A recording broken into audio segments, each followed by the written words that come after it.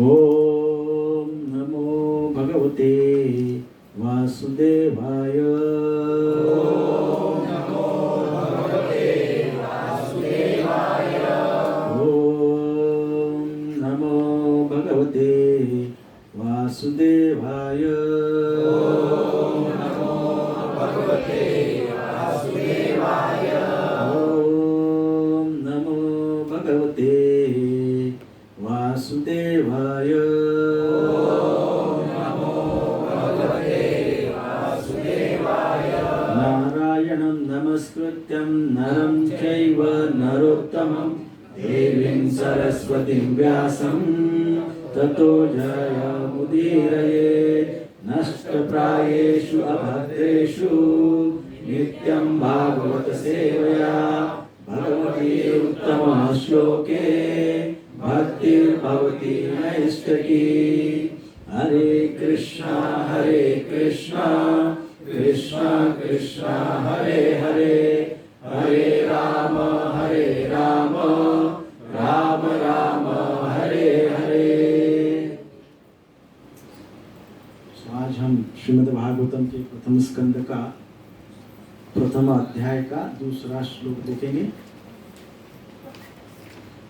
धर्म प्रोजित कैतवोत्र परम निर्मत्सराणां सता। धर्म प्रोजित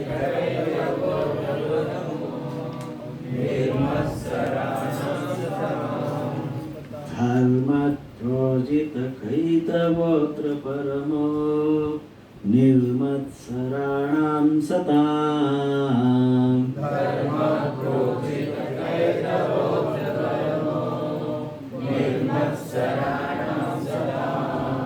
वेद्यं वास्तवमत्र वस्तु शिवदं तापत्रयोन्मूलनम्। वेद्यं वास्तवमत्र वस्तु शिवदं तापत्रयोन्मूलनम्। श्रीमद्भागवते महामुनिकृते किं वा परैरीश्वरः। श्रीमद्भागवते महामुनिकृते किं वा परैरीश्वरः। सत्यो हृद्यवरुध्यते प्रकृतिभिः शुश्रूषुभिस्तक्षणात्। सद्यो हृदयवरुध्यते शुश्रूषुभिस्तक्षणात्। अनुवाद और तात्पर्य शिल प्रभुपाद जी के द्वारा। शिल प्रभुपाद की जय। यह श्रीमद् भागवत पुराण भौतिक कारणों से प्रेरित होने वाले समस्त धार्मिक कृत्यों को पूर्ण रूप से बहिष्कृत करते हुए सर्वोच्च सत्य का प्रतिपादन करता है, जो पूर्ण रूप से शुद्ध हृदय वाले भक्तों के लिए बोधगम्य है। यह सर्वोच्च सत्य वास्तविकता है जो माया से पृथक होते हुए सबके कल्याण के लिए है। ऐसा सत्य तीनों प्रकार के संतापों को समूल नष्ट करने वाला है। महामुनि श्री व्यासदेव द्वारा अपनी परिपक्व अवस्था में संकलित यह सुंदर श्रीमद् भागवत पुराण ईश्वर साक्षात्कार के लिए अपने आप में पर्याप्त है, तो फिर अन्य किसी शास्त्र की क्या आवश्यकता है। जैसे ही कोई ध्यान पूर्वक तथा विनीत भाव से श्रीमद् भागवतम के संदेश को सुनता है, वैसे वैसे ज्ञान के इस संस्कार से उसके हृदय में परम भगवान स्थापित हो जाते हैं। तात्पर्य पढ़िए। धर्मों में चार मूल विषय सम्मिलित चक्षुर्मिलितं येन तस्मै श्रीगुरवे नमः। श्रीचैतन्यमनोभीष्टं स्थापितं येन भूतले स्वयं रूपा कदा मह्यं ददाति स्वपदान्तिकं। वन्देऽहं श्रीगुरुं श्रीयुतापदकमलं श्रीगुरुं वैष्णवांश्च। श्रीरूपं साग्रजातं सर्वगणरघुनाथान्वितं तं सजीवं साद्वैतं सावधूतं परिजनसहितं कृष्णचैतन्यदेवं श्रीराधा कृष्णपादान् सर्वगणललिता श्रीविशाखान्वितंश्च। हे कृष्णा करुणा सिन्धु दीनबन्धो जगत्पते गोपेश गोपिकान्त राधाकान्त नमोस्तुते। तप्त कांचन गौरांगी श्री राधे वृंदावनेश्वरी वृषभानुसुते देवी प्रणमामि हरिप्रिये वाञ्छाकल्पतरुभ्यश्च कृपा सिन्धुभ्येव च पतितानां पावनेभ्यो वैष्णवेभ्यो नमो नमः। जय श्री कृष्ण चैतन्य प्रभु नित्यानंद श्री अद्वैत गदाधर श्रीवासादि गौर भक्तवृंद। हरे कृष्णा कृष्णा कृष्णा हरे हरे, हरे राम राम राम हरे हरे। हरे कृष्णा कृष्णा कृष्णा हरे हरे, हरे राम राम राम हरे हरे। हरे कृष्णा कृष्णा कृष्णा हरे हरे, हरे राम राम राम हरे हरे। श्रील प्रभुपाद की जय। धर्म प्रोजित कैतवोत्र परमो निर्मत्सराणां सतां वेद्यं वास्तवमत्र वस्तु शिवदं तापत्रयोन्मूलनम्। श्रीमद्भागवते महामुनिकृते किं वा परेरीश्वर सद्यो हृद्यवरुध्यते प्रकृतिभिः शुश्रूषुभिस्तक्षणात्। तो बहुत महत्वपूर्ण श्लोक है ये।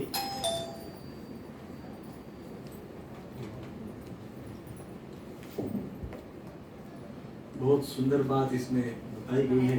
जैसा हमने कल के क्लास में कहा था, कल के पहले अध्याय में पहले श्लोक में क्या चर्चा हुई थी? पहले श्लोक में चर्चा हुई थी परम सत्य की। सत्यम परम धीमहि। तो धीमहि कैसे बुद्धि से संपर्क होता है, संबंध होता है। बुद्धि का संबंध कैसे गायत्री मंत्र से होता है, गायत्री मंत्र का कैसे ओम से संबंध है, ओम का कैसे शास्त्रों से, वेद और वेदांत और उपनिषदों से संबंध है, और फिर किस प्रकार से वो भागवतम एक्सपांड हुआ है। तो इसकी चर्चा हमने पूर्व में कही है। क्योंकि हमने पहले श्लोक में सारे विषयों की चर्चा की, तो उसमें संबंध का ही विशेषकर हमने समझने का प्रयास किया, चर्चा करने का प्रयास किया। इसलिए पहला श्लोक था संबंध ज्ञान, है ना।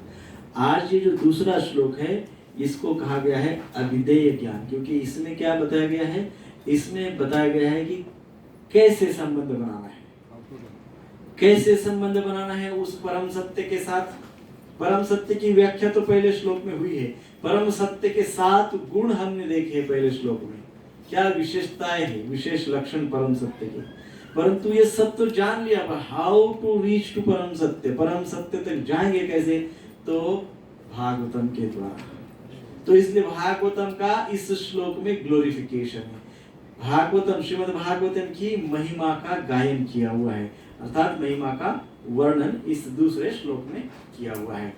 तो कैसे हम वो परम सत्य को पा सकते हैं, कैसे परम सत्य के निकट जा सकते हैं? सो ये दूसरे और थोड़ा तीसरे श्लोक में भी इसका वर्णन है। परम सत्य के पास जाना किस लिए है? Why to approach परम सत्य? Why? हाँ? कृष्ण प्रेम। That is the purpose. हाँ? Purpose of life. Purpose of life. But I'm part and parcel of Krishna, we want to go back to him. We are part and parcel of Krishna, so we want to go back to our home. बिना परम सत्य को जाने कैसे? बिना परम सत्य को जाने कोई प्रोग्रेस नहीं हो सकती है। शाश्वत प्रेम और परम आनंद के लिए, परम आनंद के लिए। अगर हम ये नहीं खोज करेंगे तो हम भी पशु समाज। फिर हम क्या करेंगे? नहीं खोज करेंगे तो? यदि सत्य की खोज नहीं करेंगे, परम सत्य को अप्रोच नहीं करेंगे, तो करेंगे क्या? भगवान को सर्व करने के लिए, हाँ? भगवान को सर्व करने के लिए। भगवान को सर्व करने के लिए। सो परम सत्य को अप्रोच बहुत से कारणों के लिए किया जा सकता है। परम सत्य को पाने का प्रयास भौतिकवादी भी करते हैं। किसी को भौतिक लाभ पाना है तो वो भी परम सत्य को अप्रोच करता है। कोई अपना स्वयं का शुद्धिकरण चाहता है, इसलिए परम सत्य को अप्रोच करता है। कोई मुक्त होना चाहता है, मुक्ति चाहता है ना, लिबरेशन, वो परम सत्य को अप्रोच करता है। तो कोई है जो भगवान का दिव्य प्रेम प्राप्त करने के लिए परम सत्य को अप्रोच करता है। तो कोई ऐसा भी है जो भगवान की निस्वार्थ सेवा करना चाहता है, इसलिए परम सत्य को अप्रोच करता है। सो बहुत सारे उद्देश्य हो सकते हैं परम सत्य को अप्रोच करने के लिए, परंतु श्रीमद् भागवतम हमें क्या सजेस्ट करता है? श्रीमद् भागवतम हमें कौन सा अप्रोच रखने के लिए सजेस्ट करता है? तो वो जो अप्रोच श्रीमद् भागवतम हमको कहता है कि ये अप्रोच आप रखो परम सत्य को जानने के लिए, वो अप्रोच इस श्लोक में बताया गया है। वो जो तरीका है परम सत्य को जानने का, उस तरीके का वर्णन, उस प्रोसेस का वर्णन इस श्लोक में किया गया है। सो धर्म प्रोजित कैतवत्र, धर्म प्रोजहित कैतव अत्र। प्रोजहित का अर्थ होता है त्याग देना, छोड़ देना, give up. Prabhupada ji specially इस श्लोक के लेक्चर में प्रभुपाद जी स्पेशली कहते हैं किक आउट।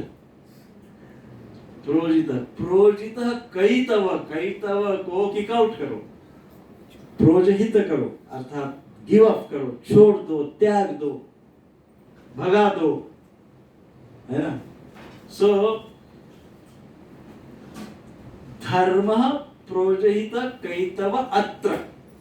जो कोई ऐसे कैतव धर्म है, कैतव धर्म को सिंपल भाषा में परिभाषित करते हैं प्रभुपाद जी, चीटिंग धर्म, चीट करने वाले, धोखा देने वाले धर्म, सो कॉल्ड धर्म। ऐसे अपसंप्रदाय जो क्या करते हैं, चीटिंग करते हैं, जो क्या है वास्तविक नहीं है, जो क्या है परम सत्य के आधारित नहीं है, ऐसे धर्म को क्या करो, रिजेक्ट करो, छोड़ दो, त्याग दो, किक आउट करो, ऐसे प्रभुपाद जी कहते हैं। अब ये जो चीटिंग धर्म है, ये चीटिंग धर्म अर्थात एग्जैक्टली क्या, किसको चीटिंग धर्म कहते हैं? अपने फायदे के लिए, हाँ, स्वार्थ के लिए, सकाम कर्म के लिए, कुछ पाने के उद्देश्य से किया हुआ जो कर्मकांडी, वो भी चीटिंग तो नहीं है। मायावादी धर्म है, और जो भगवत प्राप्ति के मार्ग पे, जो परम सत्य को खोज करने का जो मार्ग है, उस पे आगे न ले जाते हुए वहां से डेविएट कर देते हैं स्वार्थ के कारण। अर्थात जो शास्त्र के आधारित नहीं है, जो भगवान की ओर नहीं जाने देते, जो परम सत्य की ओर नहीं जाने देते, स्वार्थ में फंसा के रखते हैं, वो चीटिंग धर्म है। कौन से धर्म है? झूठे धर्म है, सब सच्चे नहीं है, सब झूठे धर्म है। ऐसा शास्त्र कहते हैं, हमारे आचार्यगण कहते हैं कि मनुष्य जीवन जो है, मनुष्य जीवन ये टेक ऑफ के लिए है। किसके लिए है? Take off. This is a flight. मनुष्य शरीर क्या है? फ्लाइट है। फ्लाइट है तो टेक ऑफ करेगी ना, कि नहीं करेगी? फ्लाइट है तो टेक ऑफ करेगी। सो मनुष्य जीवन टेक ऑफ के लिए है। मनुष्य जीवन रूपी फ्लाइट टेम्पररी वर्ल्ड से तो इटर्नल वर्ल्ड की ओर फ्लाई करती है। मनुष्य जीवन रूपी विमान भौतिक संसार से टेक ऑफ करती है और आध्यात्मिक संसार की ओर फ्लाई करती है। और ये फ्लाइंग के लिए मनुष्य जन्म है। मनुष्य जन्म किस लिए है? भौतिक जगत से टेक ऑफ लेने के लिए। किस लिए है? टेक ऑफ तो ले कहाँ जाएगी उड़ के? आध्यात्मिक जगत। सो भौतिक जगत से टेक ऑफ लेके आध्यात्मिक जगत की ओर जाने के लिए हमारा मनुष्य जीवन है। अब यदि हम ये नहीं करें, समझो, तो फिर क्या करेंगे? भाई इसको तो फ्लाइट कहा गया है ना, ये फ्लाइट उड़ेगी नहीं तो करेगी क्या? तो क्या होगा फिर? इंजन खराब रस्ट हो जाएगी। यदि विमान है और उसको उड़ाया ही नहीं तो एक जगह खड़ा रहने के क्या हो जाएगा? भंगार के भाव में बेचना पड़ेगा। है कि नहीं? फ्लाइट विमान है, वो उड़ सकता है, लेकिन हमने उपयोग में ही नहीं लिया उसको, हमने उसको उड़ाया ही नहीं, जंग चढ़ जाएगा, भंगार के भाव में बेचना पड़ेगा, अर्थात हमारी कीमत कुत्ते बिल्ली जैसी हो जाएगी। बरोबर है ना? क्या कीमत रह जाएगी मनुष्य की? कोई कीमत नहीं रह जाएगी, कोई वैल्यू, टेक ऑफ ही नहीं लिया, वेस्टेज ऑफ टाइम कर दिया। सो जो इस प्रकार से टेक ऑफ लेने वाले लोग होते हैं वो कौन होते हैं? जो ऐसा भौतिकता से टेक ऑफ लेके आध्यात्मिक जगत को स्पर्श करते हैं, पा लेते हैं, वो लोग होते हैं जो भौतिकता में फंसे हुए नहीं होते हैं। अर्थात जो भौतिकता में फंसे हुए नहीं है उन्हीं की फ्लाइट उड़ेगी, बाकी की वहीं खड़ी रह जाएगी, रस्ट हो जाएगी। एंकर को लगा रहेगा, एंकर से छूटेगी नहीं। किसकी? फंसा रहेगी। जो फंसा रहेगा उसका क्या हो चुका है? एंकर से खोला ही नहीं उसने। और प्रभु जी वो कल हलधर स्वामी महाराज का वो था कि उसकी टिकट जो है इस्कॉन में मिलेगी टिकट। भले आप वेट जो है वो इस्कॉन में मिलेगी, भले आप वेट लिस्ट में रहो लेकिन टिकट यही मिलेगी, है ना? काउंटर होता है ना टिकट का स्पेशल, उसका टिकट ऑनलाइन नहीं मिलता है, काउंटर है स्पेशल काउंटर का है, पता है? मीरा रोड में, near by Mira road ISKCON near by counter, ऐसे बहुत काउंटर है ना? जगह जगह पे इस्कॉन मंदिर है, वहां पे हमको उस फ्लाइट की टिकट मिलती है। वीजा ऑलरेडी दे दिया है प्रभुपाद जी ने, सो वीजा सबके पास है। सो इस प्रकार से भौतिकता में जो व्यक्ति फंसे हुए हैं वो व्यक्ति फ्लाई नहीं कर सकते। इसका अर्थ क्या है? उनका अपग्रेडेशन नहीं हो सकता, वो अपने स्तर से उठकर आध्यात्मिक स्तर पे नहीं आ सकते। भौतिक स्तर पे फंसे हुए व्यक्ति किसको कहते हैं? सकाम करने लगे रहते हैं, सकाम कर्म में तो सब है हम लोग, दिन दुनिया में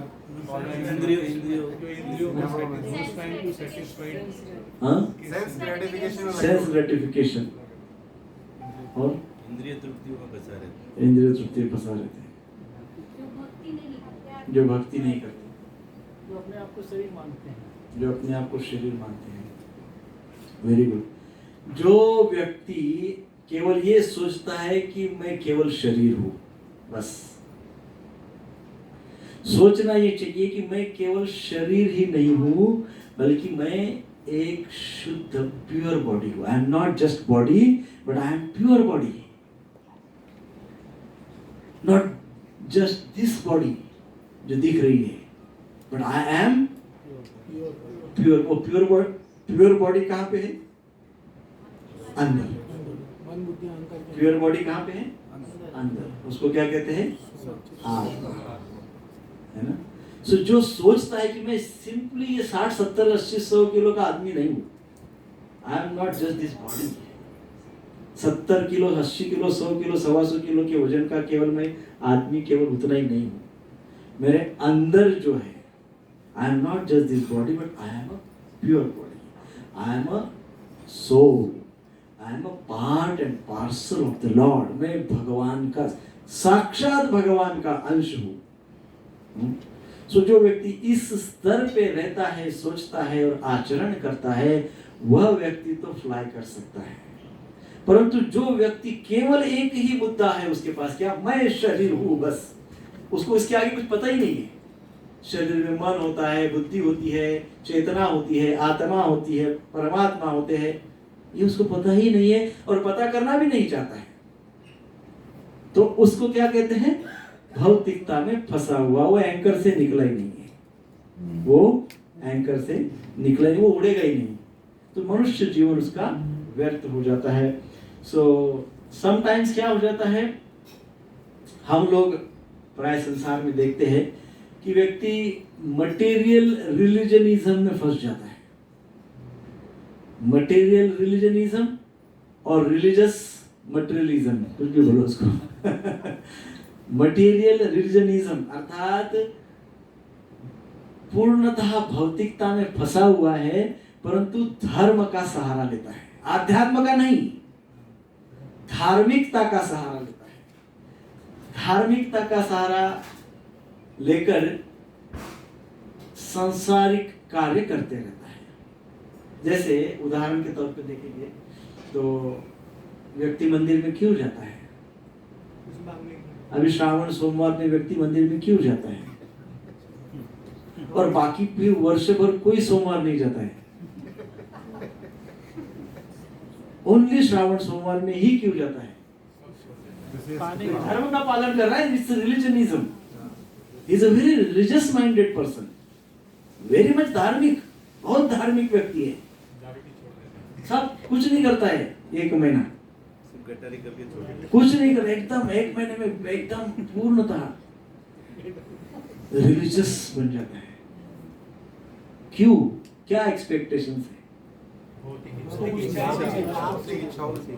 वो धार्मिकता का उपयोग उसके इंद्रिय तृप्ति के लिए कर रहा है ना, भौतिक जगत की तृप्ति, भौतिकता के लिए तो कर रहा है ना, है कि नहीं? तो उसको क्या कहा गया है? रिलीजियस मटेरियलिज्म या मटेरियलिस्टिक रिलीजनिज्म, मटेरियलिस्टिक रिलीजन। धार्मिक भौतिक, भौतिक धार्मिक, अर्थात भौतिकता को प्राप्त करने के लिए थोड़ा थोड़ा धर्म करना। क्या करना? इंद्रिय भोग के लिए थोड़ा थोड़ा धर्म का पालन करना, कर्म कांड करना, कर्म कांड में विश्वास रखना। मतलब दे ऑल्सो, उन लोगों को भी सेंस ऑफ एंजॉय, इंद्रिय भोग की इच्छा होती है। उन लोगों को भी क्या होता है? इंद्रिय भोग की इच्छा होती है, परंतु वो इंद्रिय भोग धार्मिक मार्ग से करना चाहते हैं। इंद्रिय भोग करते हैं, परंतु इंद्रिय भोग कौन से मार्ग से करना चाहते हैं? धार्मिक विधि से इंद्रिय भोग करना चाहते हैं। है ना? Sense gratification by religious means,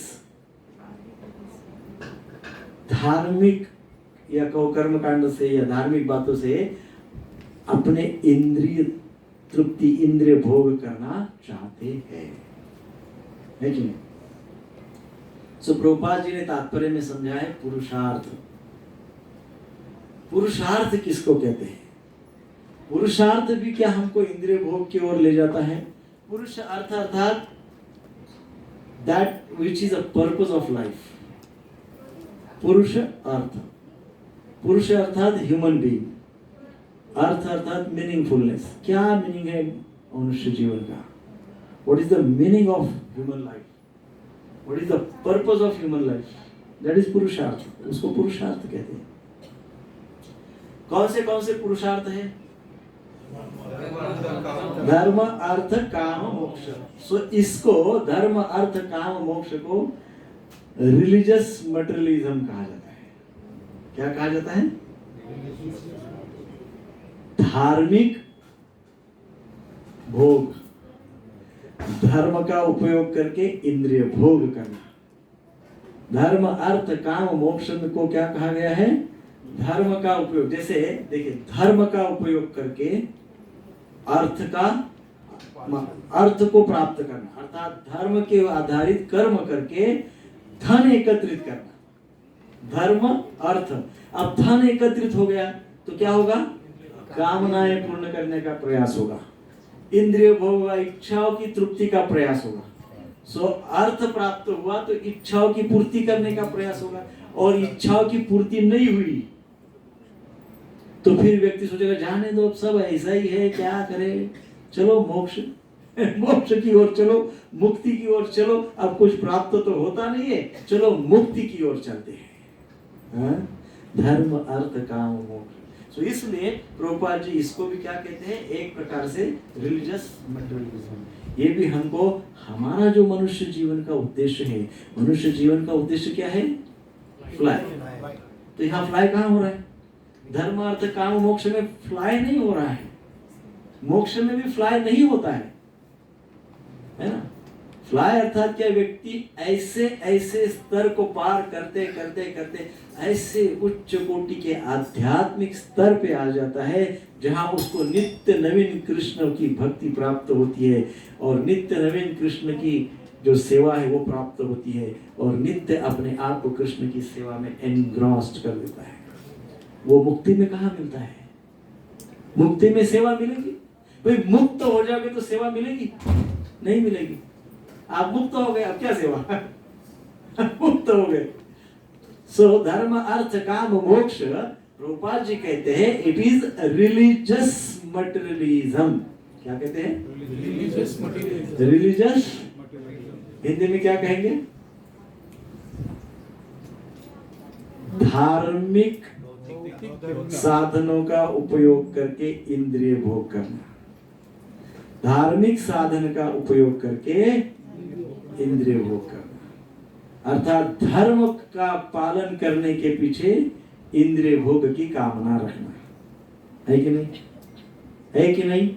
अभी कौन उदाहरण दे सकता है इसका? अभी ताजा ताजा उदाहरण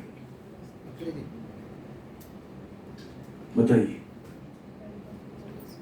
अभी कौन सा फेस्टिवल आने वाला है? यस, अभी क्या आने वाला है? गणपति गणेश जी का फेस्टिवल आने वाला 11 दिन का। ऐसे तो ये क्या आयोजन है? ये धार्मिक आयोजन है। गणेश जी ने श्रीमद् भगवत गीता को लिखा। व्यासदेव जी ने बोला, गणेश जी ने लिखा एज इट इज। इतने उच्च कोटि के देवता है गणेश जी। सो गणेश जी को सुबह और शाम आरती करेंगे, ऑफर करेंगे, भोग लगाएंगे, दुर्वा अर्पण करेंगे, सब करेंगे। सुबह आधा घंटा, शाम को आधा घंटा, एंड वो आधे घंटे के बाद क्या करेंगे? इंद्रिय भोग, इंद्रिय तृप्ति। सो इसलिए इसको क्या कहा गया है? रिलीजियस मटेरियलिज्म, अर्थात धर्म का आधार लेके इंद्रिय भोग करना।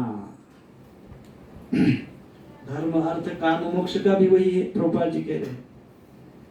सो हाँ, मोक्ष का जो आपने जैसा आप सेकंड क्लास में बता रहे थे, ब्रह्म स्टेज के बाद में जो ब्रह्म में लीन वही वैसा ही मोक्ष है उसी तरह से। मोक्ष अर्थात मुक्ति। मुक्ति अर्थात क्या? मुक्ति अर्थात तदात्म्य होना, तदाकार होना, ब्रह्म ज्योति में लीन, दैट इज मुक्ति। जब हम ब्रह्म ज्योति में तदाकार हो गए, तदात्म्य हो गए, लीन हो गए, तो फिर सेवा कैसे करेंगे? क्योंकि हम क्या हो गए? एक जीव हो गए, लीन हो गए, तादात्म्य हो गए, तदाकार हो गए। तो फिर जो भक्ति का जो भाव है, आदान प्रदान, भगवान की सेवा करके भगवान के उस सानिध्य का, भगवान के कृपा का, भगवान के जो विशेष प्रकार से भगवान का जो नाम रूप गुण लीला है, इनके द्वारा भगवान की सेवा करने का जो आस्वादन है वो कैसे मिलेगा? क्योंकि हम तो एक रूप हो जाएंगे। सो इसलिए मुक्ति का स्तर पूर्ण स्तर नहीं माना गया है, जो शनिवार के क्लास में हमने चर्चा की थी। तो इस प्रकार से धर्म अर्थ काम मोक्ष, ये तीनों चारों चीजें जो है ये भगवान तक हमको पूर्णतः नहीं ले जाते। ये हमको कहीं ना कहीं बीच तक, धर्म अर्थ, धर्म के आधार पे कर्म करो, कर्म करते हुए धन को प्राप्त करो, धन को प्राप्त करके इच्छा को पूर्ण करो, और फिर भी इच्छा पूर्ण नहीं तो फिर मोक्ष का विचार करो। और मोक्ष का विचार करेंगे, मोक्ष की ओर जाएंगे तो क्या होगा? भगवत धाम नहीं मिलेगा, भगवान की सेवा नहीं मिलेगी, भगवान का प्रेम नहीं मिलेगा, भगवान के साथ संबंध दृढ़ नहीं होगा, है ना। हम लास्ट में क्वेश्चन आंसर करते हैं तो आगे नहीं बढ़ेंगे। सो इस प्रकार से तो श्रीमद् भागवतम हमको क्या बताता है? अब मुख्य बात है, श्रीमद् भागवतम हमको कहते हैं, Srimad Bhagavatam is focusing on giving up धर्म प्रोजित कर्तव्य। श्रीमद् भागवतम हमको ये सिखाते हैं कि हमको प्रोजित कर्तव्य धर्म, मतलब कर्तव्य धर्म का त्याग करना है। भागवतम से शिक्षा मिलती है कि ऐसे कोई भी धर्म हो, ऐसा कोई भी कांड हो, कर्म कांड, उपासना कांड, ज्ञान कांड, कोई भी कांड हो, कोई कांड में नहीं पड़ना है हमको। हमको कोई कांड नहीं करना है। हमको क्या करना है? हमको क्या करना है? ओनली भक्ति करना है, प्रेमा भक्ति करना है। ऐसे श्रीमद् भागवतम हमको सिखाता है, किसी कांड के चक्कर में नहीं पड़ना है। ये सब क्या है? ऐसे आचार्य कहते हैं कर्म कांड, उपासना कांड, ज्ञान कांड, ये सारे के सारे जो है, ये सारे आत्मा का हत्याकांड। तो इसलिए आत्मा का हत्याकांड हमको नहीं होने देना है। इसलिए कैतव धर्म से दूर रहना है। किससे दूर रहना है? कैतव धर्म से दूर रहना है। ये धर्म के पीछे हमको नहीं लगना है। सो इसलिए श्रीमद् भागवतम का अध्ययन करना है। और श्रीमद् भागवतम क्या है? विश्वनाथ चक्रवर्ती पाद बहुत अच्छे से श्रीमद् भागवतम को ग्लोरीफाई करते हैं। विश्वनाथ चक्रवर्ती पाद समझाते हैं कि भागवतम क्या है। भागवतम की उपमा, भागवतम की उपमा भिन्न भिन्न प्रकार के वस्तुओं को करते हैं। विशेषकर सबसे प्रथम चक्रवर्ती पाद कहते हैं Srimad Bhagavatam is just like a lamp. Bhagavatam कैसे है? जस्ट लाइक अ लैम्प, दिया, दीपक के समान है श्रीमद् भागवतम। दीपक क्या करता है? जैसा ही दीपक को जलाओ तो उस एरिया में, उस क्षेत्र में क्या करता है? अंधकार को भगा देता है, अंधकार को समाप्त करता है। अर्थात श्रीमद् भागवतम एक दीपक के समान है। और फिर श्रीमद् भागवतम रूपी दीपक क्या करता है? हमारे हृदय में अंदर जो अंधकार है, हृदय में अंदर है कि नहीं, अंदर हृदय के अंदर के अंधकार को भगा देता है और वहां पे आप जो चेतना रूपी ज्योत को फिर से प्रज्वलित करता है। क्या करता है श्रीमद् भागवतम? सर्वप्रथम अंदर के अंधकार को दूर करता है। हाँ, दीपक के समान अंधकार को दूर करता है। दीपक हम कहाँ लगाते हैं? घर में लगाते हैं ना। एक देखिए वहां पे दीपक भगवान के सामने लगा हुआ, तो एक घर में एक दीपक होता है, उस घर को क्या करता है? प्रकाशित करता है। वैसे श्रीमद् भागवत हमारे हृदय में दीपक को प्रज्वलित करता है और हृदय के अंधकार को दूर कर देता है। ऐसे चक्रवर्ती बात कहते हैं। दूसरी उपमा देते हैं सूर्य की। श्रीमद् भागवतम कैसे है? सूर्य के समान है। सूर्य की विशेषता क्या है? सूर्य से कुछ छिप नहीं सकता।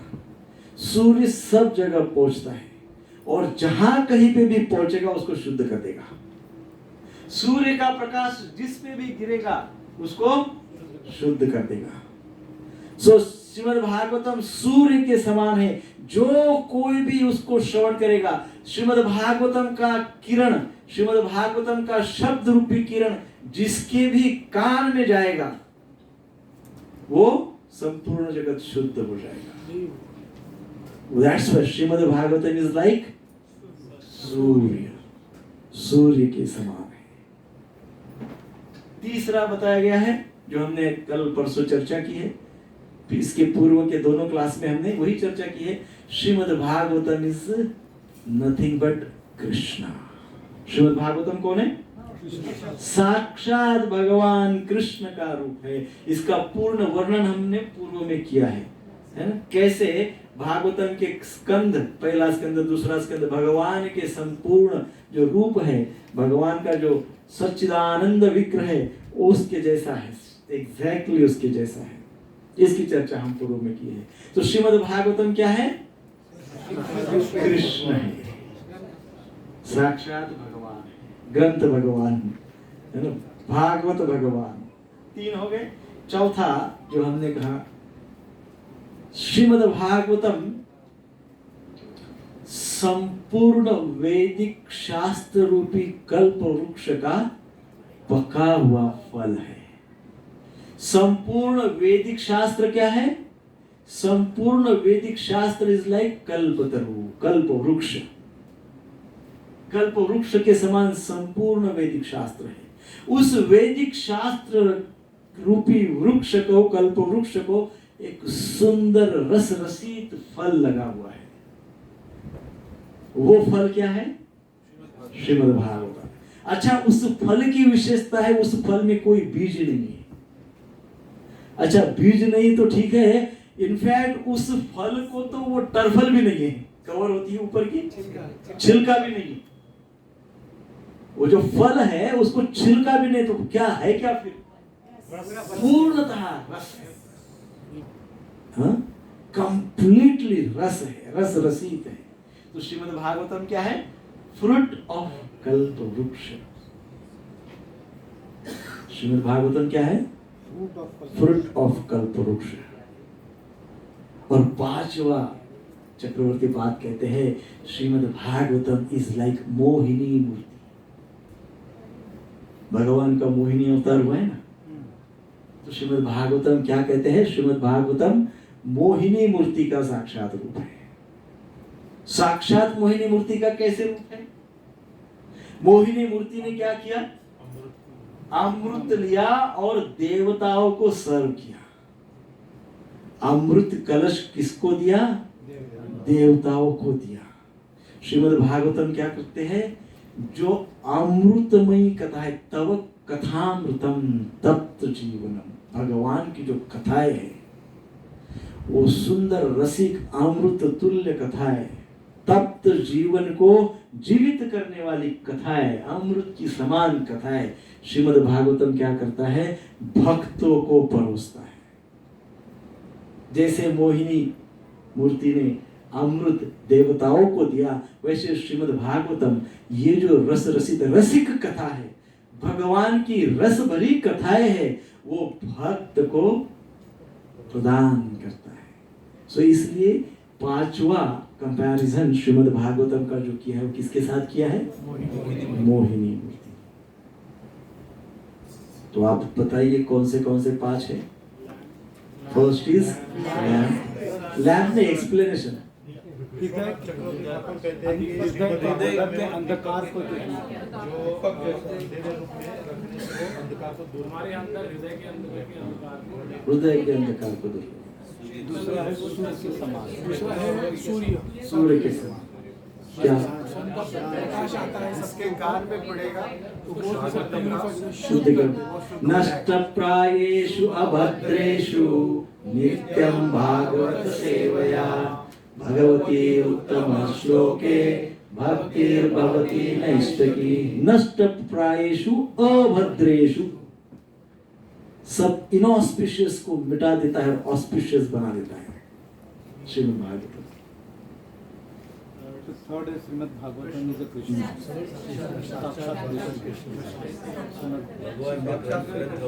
Yes yes. Shrimad Bhagavatam is a summary of Vedanta. नहीं, संपूर्ण वैदिक फल कल्पतरु वृक्ष है, उसका पका हुआ फल, वृक्ष के समान नहीं, उसका भी सार, वृक्ष का सार फल होता है ना, उसका भी सार, और वो भी पका हुआ।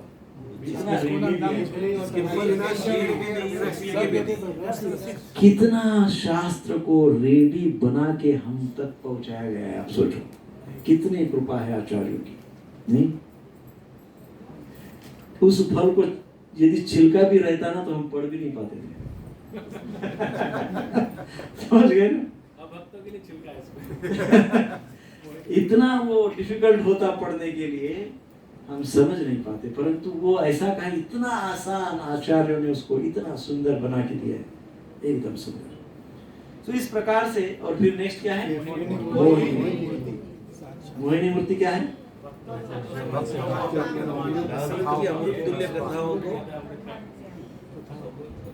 भक्तों को भगवत रस भाग, भगवान का रस प्राशन करवाता है श्रीमद् भागवतम। भगवान के भक्ति का रस पिलाता है, भगवान के भक्ति का रस अर्थात प्रेम रस। मोहिनी मूर्ति ने अमृत रस पिलाया था, श्रीमद् भागवतम कृष्ण प्रेममयी रस पिलाता है। तो इसलिए दैट इज द सिमिलैरिटी। सो हमने पहला जो श्लोक देखा था उसमें हमने संबंध ज्ञान समझा था, है ना? संबंध ज्ञान में ग्रेटनेस ऑफ परम सत्य, परम सत्य के 7 लक्षण देखे थे, विशेषताएं देखी थी।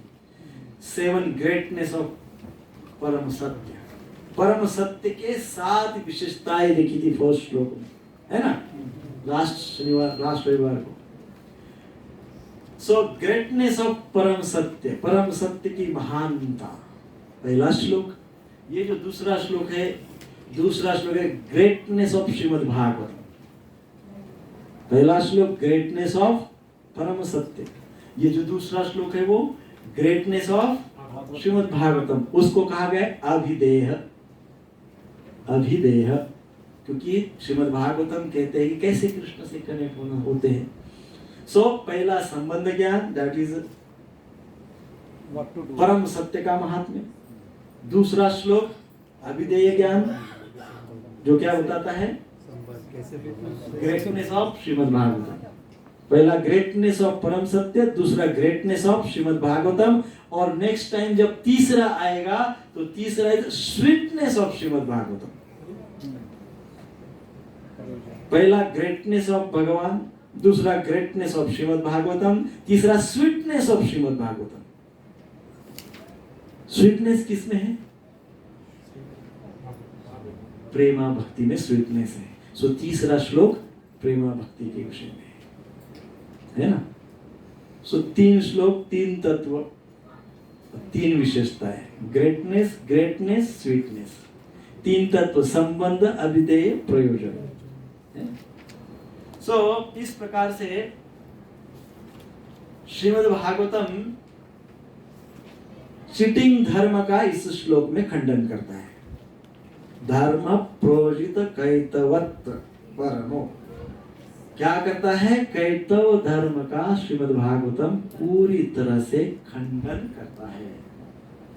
अर्थात श्रीमद् भागवतम में यदि कोई श्रीमद् भागवतम पढ़कर उसका आचरण उस पे करना चाहता है तो वो सिद्धांत पे there is no compromise. Srimad Bhagavatam हमको क्या सिखाते हैं? श्रीमद् भागवतम हमको सिखाते हैं there is no compromise on सिद्धांत। सिद्धांत पे किसी भी प्रकार का कोई भी नो कॉम्प्रोमाइज ऑन सिद्धांत। इसलिए दूसरे श्लोक में बोला है कॉम्प्रोमाइज करोगे तो कैतव धर्म को पालन करोगे, और इसलिए पहले कैतव धर्म को भगाओ।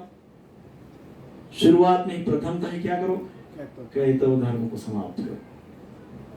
कैतव धर्म समाप्त होगा तो अपने आप हम सैद्धांतिक जीवन जिएंगे, सिद्धांत के आधार पे हम जीवन यापन करेंगे, है कि नहीं? जब तक कैतव धर्म रहेगा हम सिद्धांत की अनदेखी करेंगे। जिस दिन हम सिद्धांत का पालन करेंगे कैतव धर्म दूर चला जाएगा, कैतव धर्म से हम मुक्त हो जाएंगे। सो इसलिए श्रीमद् भागवतम हमको कहते हैं कि कैतव धर्म को दूर करो और सिद्धांत का पालन करो। इसलिए थ्रू आउट श्रीमद् भागवतम, पूर्ण श्रीमद् भागवतम में हमको 2 बातें विशेषकर मिलती है, वो है enlightenment and encouragement. Enlightenment and encouragement. Enlightenment का अर्थ क्या होता है हिंदी में? बोध, बोध होना, भगवान का बोध होना, बोध होना। वो समझ गए ना सब लोग? 2 में से कोई भी एक शब्द समझो, आइदर एनलाइटनमेंट समझो या बोध समझो, तीसरा शब्द मुझे भी पता नहीं। एनलाइटनमेंट अर्थात बोध होना, भगवान का बोध। तो कई बार हम वो एनलाइटनमेंट के मार्ग पे चलते चलते चलते चलते बोध प्राप्त करने, साक्षात्कार को प्राप्त करने के मार्ग पे चलते चलते ना, कभी कभी एक आध बार ऐसे हो जाता है, क्या हो जाता है? उत्साह कम हो जाता है, होता है ना, उत्साह कम हो जाता है, हाँ डिविएशन हो जाता है या उत्साह कम हो जाता है। भगवान के साक्षात्कार के मार्ग पे लगे हैं, भक्ति कर रहे हैं, भगवान का बोध चाहिए, है ना, हम करते रहते हैं, परंतु कभी कभी एक बार कभी ऐसा हो जाता है कि हमारा उत्साह कम हो जाता है। और कभी कभी इतना उत्साह रहता है कि नो एनलाइटनमेंट नो साक्षात, केवल उत्साह ही है, साक्षात्कार है नहीं, बहुत ज्यादा उत्साह, अति उत्साह, बट देयर इज नो साक्षात्कार। कई बार क्या होता है, साक्षात्कार के मार्ग पे चल, लेकिन चलते चलते थक गए, नो उत्साह। कई बार होता है उत्साह बहुत बहुत बहुत है, लेकिन नो साक्षात्कार। श्रीमद् भागवतम हमको दोनों देता है। श्रीमद् भागवतम हमको क्या देता है? दोनों देता है। उत्साह भी देता है एंड साक्षात्कार भी देता है, एनलाइटनमेंट भी देता है, एनकरेज भी करता है। दैट्स व्हाट हमको श्रीमद् भागवतम से प्राप्त होता है, हाँ? है ना? भागवतम पढ़ो, थोड़ा उत्साहित लगने लगता है, धीरे धीरे कृष्ण कथा में रस भी आने लगता है। सो एनलाइटनमेंट एंड एनकरेजमेंट, और इसमें से दोनों में से कोई एक भी यदि मिस हो जाएगा, मान लो एनलाइटनमेंट के लिए ट्राई कर रहे हैं, एनकरेजमेंट नहीं हो रही है, हाँ? भगवान के साक्षात्कार के लिए प्रयासरत है, परंतु उत्साह नहीं मिल रहा है, मोटिवेशन नहीं है, होगा क्या काम? सिद्धांत मिस हो जाएगा। दोनों में से एक भी कोई मिस हो गया तो सिद्धांत जो है हमारे श्रीमद् भागवतम के, वो हमको नहीं समझेंगे। श्रीमद् भागवतम को समझने के लिए इसलिए उत्साह भी आवश्यक है और बोध होना भी आवश्यक है। और श्रीमद् भागवतम ये दोनों स्वयं हमको देता है, हमको प्रदान करता है। श्रीमद् भागवतम क्या प्रदान करता है? एनलाइटनमेंट एंड एनकरेजमेंट, उत्साह और साक्षात्कार, बोध, श्रीमद् भागवतम। सो इसलिए दूसरी पंक्ति कही गई है, परमो निर्मत्सराणाम सताम, अर्थात परमो अर्थात परम सत्य को स्थापित करना, परमो निर्मत्सराणाम सताम। सो ये परम सत्य को स्थापित करना है जो हाईएस्ट धर्म है। परंतु ये जो हाईएस्ट धर्म है, जो उच्च कोटि का धर्म है, जो परम सत्य है, ये स्थापित होता कहां पे है?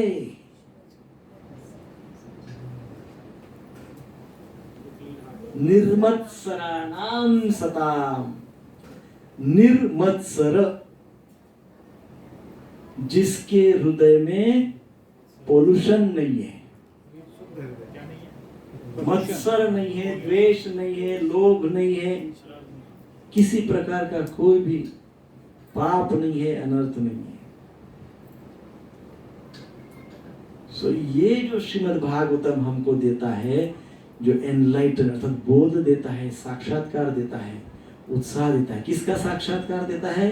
परम सत्य का साक्षात्कार देता है, भगवान का साक्षात्कार देता है, भगवान की लीलाओं में उत्साहित करता है, भगवान की लीला श्रवण में उत्साहित करता है, भगवान के नाम जप में उत्साहित करता है। कौन करता है? श्रीमद् भागवतम।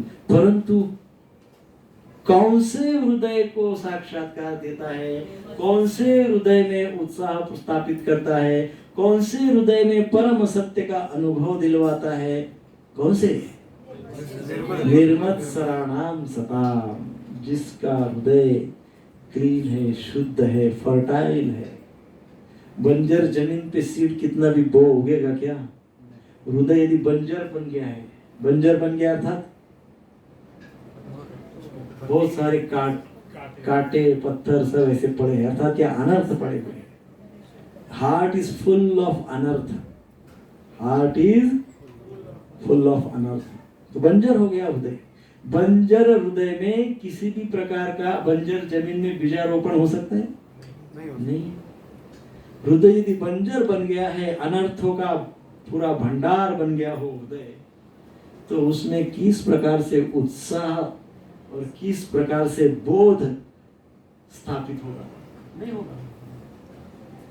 निर्मत्सराणाम सताम, जो ईर्ष्या मुक्त है, मत्सर मुक्त है, सारे प्रकार के जितने भी पाप है, पापी विचार है, पापी संस्कार है, अनर्थ है, इन सब से जो मुक्त है, उसी के हृदय में यह स्थापित करता है श्रीमद् भागवतम। क्या स्थापित करता है? बोध को स्थापित करता है, साक्षात्कार को स्थापित करता है, उत्साह को स्थापित करता है। तीसरा शब्द इस श्लोक में आया है, वेद्यम वास्तवमत्र वस्तुहु।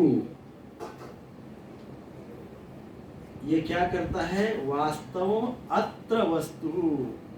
ये कहता है जो परम सत्य है, जो भगवान है, जो परम सत्य है, इसको माया रूपी भौतिक जगत से श्रीमद् भागवतम सेपरेट करके हमारे सामने लाके रख देता है। श्रीमद् भागवतम हमको बताते हैं, वो ये बताते कि देखो आपको सब एक समान दिख रहा है, आपको माया में और भगवान में कोई अंतर नहीं दिख रहा है। माया माया है, भगवान भगवान है। आपके व्यू पॉइंट्स में, आपके लॉजिक के अनुसार, आपके विचारों के अनुसार माया ने भगवान का स्थान ले लिया है। भगवान के स्थान पे कौन जाके बैठी है? ये हमारा जनरल सभी का, सांसारिक लोगों का विचार है। क्या विचार है? पैसा ही तो सब कुछ है, धन ही तो सब कुछ है। सब कुछ कौन है? कृष्ण है। लेकिन हम क्या बोलते हैं? सब कुछ कौन है? तो कृष्ण की जगह किसने ले लिया? माया ने ले लिया। इसको विक्षेप कहते हैं। श्रीमद् भागवतम हमको बताते हैं कि बाबा हे जीव, समझ जरा, यहाँ आके बैठ 2 मिनट। माया माया है, भगवान भगवान है। माया अर्थात तीनों गुणों का प्रभाव, भगवान अर्थात त्रिगुणातीत। माया अर्थात बंधन, जकड़न, एक्सप्लॉइटेशन, दुख, अनस्टेबिलिटी, आवेग, प्रेशर, दैट इज माया। और भगवान अर्थात प्रेम, आनंद, सुख, सेवा, दैट इज व्हाट इज भगवान। सो श्रीमद् भागवत हमको समझा देते हैं। यहाँ पे वही कहा गया है, वेद्यम वास्तव। वास्तव अर्थात truth. What is the truth? भगवान भगवान है, माया माया है। बट व्हाट वी अंडरस्टैंड, साधारण जनरल पब्लिक क्या समझती है? माया ही भगवान है। क्या समझती है? माया ही भगवान है। परंतु भागवतम हमको कहते वेद्यम वास्तव अत्र वस्तु। वस्तु भिन्न है, वास्तव में भगवान है। ये कौन समझाते हैं? सो शिवदम तापत्रयोन्मूलनम। शिवदम, शिवदम अर्थात वेरी ऑस्पिशियस। शिव, शिव शब्द का अर्थ होता है मंगलमय, पवित्र, वेरी ऑस्पिशियस। शिवदम तापत्रयोन्मूलनम, ये इतना ऑस्पिशियस है श्रीमद् भागवतम। श्रीमद् भागवतम इतना ऑस्पिशियस है, इतना मंगलमय है, इतना मंगलमय है। तापत्रयो उन्मूलनम, 3 तापों का उन्मूलन कर देता है श्रीमद् भागवतम। इतना शुभ है। शिवम, क्या कहा गया श्रीमद् भागवतम को? शिवम। इतना मंगलमय है, इतना ऑस्पिशियस है कि क्या कर देता है? त्रिविध तापों को तापत्रयो उन्मूलनम, उन्मूलन कर देता है, नष्ट कर देता है तीनों तापों को। सो इसका दूसरा अर्थ है श्रीमद् भागवतम का केवल रीडिंग करना, श्रीमद् भागवतम का केवल पठन करना भी हमको दुखों से मुक्त कर सकता है। शिवदम, इतना शिवदम, इतना मंगलमय है। विश्वनाथ चक्रवर्ती पाद कहते हैं कि श्रीमद् भागवतम हमें ऐसी चेतना प्रदान करता है कि आने वाले तापों के साथ डील करने की शक्ति हमको मिलती है। कई बार फिर लोग कहते हैं, आपने कहा कि श्रीमद् भागवतम का मात्र अध्ययन करने से सारे दुख दूर हो जाते हैं। तो प्रभु जी, अमुक अमुक भक्त हमने देखा बहुत दुखी है, बहुत बीमारी से परेशान, रोज 64 माला जप करते थे, हॉस्पिटलाइज है, हॉस्पिटल में एडमिट है। प्रभु जी, अमुक अमुक भक्त इतना अच्छा भक्ति करते थे, पूरा बिजनेस साफ हो गया। आप तो कह रहे कि श्रीमद् भागवतम तापत्रया उन्मूलनम, श्रीमद् भागवतम तीनों तापों का उन्मूलन करता है, और ये तो हम देख रहे हैं। है कि नहीं? टेक ऑफ नहीं किया है। तो इसमें शायद विश्वनाथ चक्रवर्ती पाद हमको बताते हैं कि ताप तो तापों का काम करते रहेंगे। ताप का काम क्या है? लोगों को तापित करना, तपाते रहना। ताप क्या करते हैं? लोगों को तपाते रहते हैं। वो उनका काम वो करते रहेंगे, हमारा काम हम करते रहेंगे। हमारा काम क्या है? हरे कृष्णा कृष्णा कृष्णा हरे हरे, हरे राम राम राम हरे हरे। तो ताप तो तपाते रहेगा, वो अपना काम करेगा, और हम तो जपते रहेंगे, हम अपना काम करेंगे। तो रिजल्ट क्या होगा? रिजल्ट ये होगा कि चाहे कितना भी ताप आने दो, कितना भी ताप आने दो, कितना भी ताप तो आएगा, दुख तो आएगा, परंतु उसी क्षण हमारे पास शक्ति का भी संचार होगा। उस ताप के साथ, उस दुख के साथ डील करने के लिए जो पावर चाहिए, जो शक्ति चाहिए, वो हमको श्रीमद् भागवतम प्रदान करता है।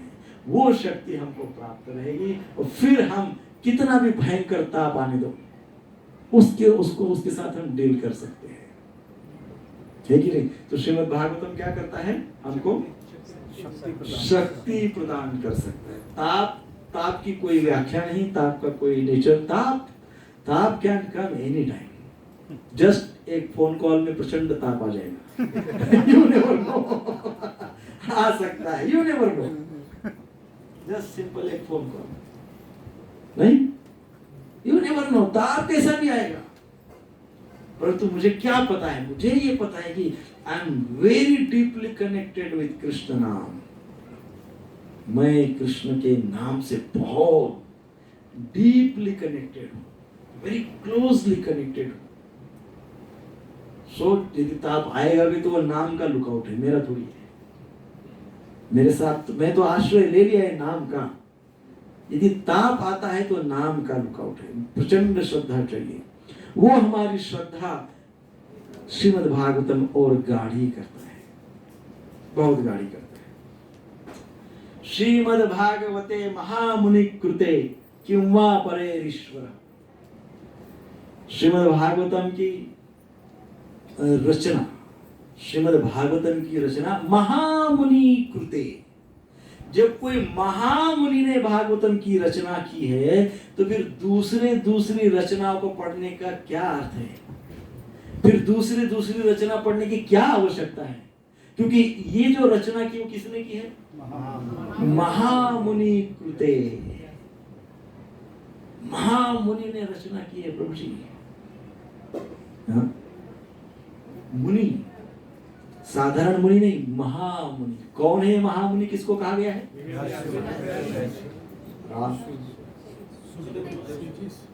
किसको कहा है? ये कौन किसको बोल रहा है? भागवतम किसकी विष्णु?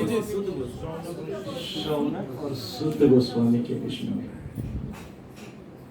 यहाँ पे महामुनि शुद्ध गोस्वामी को, क्योंकि ये जो सुखदेव गोस्वामी को महामुनि कह रहे हैं। सुखदेव गोस्वामी को इसलिए महामुनि कह रहे हैं क्योंकि सुखदेव गोस्वामी को तत्व ज्ञान भरपूर है। मुनि और ऋषि में क्या अंतर है? आपने दो नाम सुने, मुनि और ऋषि। महर्षि और महामुनि। महर्षि अर्थात महान ऋषि, महामुनि अर्थात महान मुनि। ऋषि और मुनि। मुनि अर्थात फिलोसोफर, मतलब मैं इसे समझता हूं। मुनि अर्थात फिलोसोफर एंड ऋषि अर्थात साइंटिस्ट। जैसे साइंटिस्ट अर्थात जिसने आयुर्वेद शास्त्र बनाया है ना, चरक संहिता, चरक ऋषि। तो इनको जैसे एस्ट्रोलॉजी का शास्त्र दे आर ऋषि, है ना। ये सब जो है ये सब कौन है? जो रिसर्च किए हैं, शास्त्र के आधार पे रिसर्च किए, बताए हैं। और दूसरे जो थे उनको रिसर्च से कुछ मतलब नहीं। सुखदेव गोस्वामी को किसी रिसर्च, एस्ट्रोलॉजी, वो सब वो आयुर्वेद नो, नववेदांत। सुखदेव गोस्वामी को उनको क्या पता है? कृष्ण तत्व। क्या पता है? क्या पता है? कृष्ण तत्व। सो ये तत्वदर्शी है, इसलिए इनको क्या कहा गया है? महामुनि। सो महामुनि सुखदेव गोस्वामी इस प्रकार से महामुनि का वर्णन उनके लिए किया जाता है, क्योंकि वो भगवान का जो तत्व है, कृष्ण का जो तत्व है, वो परीक्षित महाराज और बाकी जो साधु ऋषि मुनि सुनने के लिए आए हैं, उनको बहुत अच्छे से कृष्ण तत्व समझा रहे हैं, क्योंकि वो तत्व जानते हैं सुखदेव गोस्वामी। सो जब उन्होंने श्रीमद् भागवतम की रचना ऐसे महामुनि ने की है, तो दूसरे ग्रंथ की क्या आवश्यकता है ना? कोई क्या बोलते हैं उसको, योग वशिष्ठ, अमूल धमो की, इसकी पढ़ने की क्या आवश्यकता है? जब महामुनि कृते श्रीमद् भागवतम है, तो इसको पढ़ना चाहिए, है ना? इसको पढ़ के केवल इसको ही पढ़ते हैं तो हमारा जीवन सार्थक हो जाता है, हमको भगवत साक्षात्कार हो सकता है। उसके पश्चात कहा गया सद्यो हृदय वरुद्य तेत्र कृति भी शुश्रूषुभिस्तत्क्षणात्। भागवत का संदेश शुद्ध हृदय के व्यक्ति ने ध्यान पूर्वक श्रवण करते ही परम भगवान उसी क्षण उसके हृदय में स्थित हो जाते हैं। हाँ? भागवतम का संदेश यदि शुद्ध हृदय वाला भक्त श्रवण करता है, शुद्ध हृदय वाला भक्त जब भागवतम का संदेश श्रवण करता है, श्रवण करता है, तब क्या होता है? श्री भगवान तत्क्षण, यहाँ क्या कहा गया? शुश्रूषुभिस्तत्क्षणात्। उसी क्षण में, जिस क्षण भागवतम का श्रवण हुआ, उसी क्षण भगवान साक्षात उसके हृदय में स्थापित हो जाते हैं। भगवान जिसका हृदय शुद्ध है, शुद्ध हृदय वाला व्यक्ति जब श्रीमद् भागवतम का श्रवण करता है, तो भगवान उसी क्षण उसके हृदय में स्थित हो जाते हैं। लेट नहीं करते, 4:30 बजे आने को बोले तो 5:30 बजे नहीं आते, एकदम उसी क्षण, तत्क्षणात्, हाँ, तत्क्षणात् पहुंचे। इतनी विशेषता है। अब ये जो विशेषता है वो किसकी है? श्रवणम की है और शुद्धता की है। सो श्रवणम कैसे श्रवण करते होगे वो? सोचिए कि उनका श्रवण करते से भगवान सीधे हृदय में आ जाते हैं। वो कैसा श्रवण करते हैं? अपना स्तर ऊंचा करके मुनि के स्तर तक आके तब श्रीमद् भागवत को यस, जो स्तर पे है, जो भौतिक स्तर पे है, उससे ऊंचा उठकर श्रवण करते हैं। उत्कंठा श्रवणम, यदि बहुत अच्छा श्रवण करना है और श्रवण करके भगवान का साक्षात्कार पाना है, तो 4 चीजें हैं। श्रवणम, श्रवणम अर्थात क्या? सुने, ध्यान से सुने, लिसनिंग। फिर जो सुना है उसके ऊपर मननम, क्या करना है? मनन करना है, रिफ्लेक्शन। जो सुना है उसके ऊपर थोड़ा रिफ्लेक्ट करें, मननम। श्रवणम, मननम। रिफ्लेक्ट कर रहे हैं, रिफ्लेक्ट करते करते बहुत सी बातों से कन्विंस हो गए हैं, बहुत सी बातों पे प्रगाढ़ श्रद्धा हो गई है। हाँ, मनन करते करते, रिफ्लेक्ट करते करते कुछ बातों पे प्रगाढ़ श्रद्धा हो गई है। श्रवणम, मननम। निधि ध्यासनम, निधि ध्यासनम का अर्थ है एब्सॉर्प्शन। श्रवण किया, रिसीव किया, रिफ्लेक्ट किया, एब्सॉर्ब हुआ। क्या किया? क्या रिसीव किया? श्रीमद् भागवत रिसीव किया, मनन किया था, तो रिफ्लेक्ट किया। रिफ्लेक्ट किया अर्थात अभी मैं आपको रिफ्लेक्शन करने के लिए बोलूंगा, लास्ट में एक एक्सरसाइज करवाऊंगा आपसे सबसे।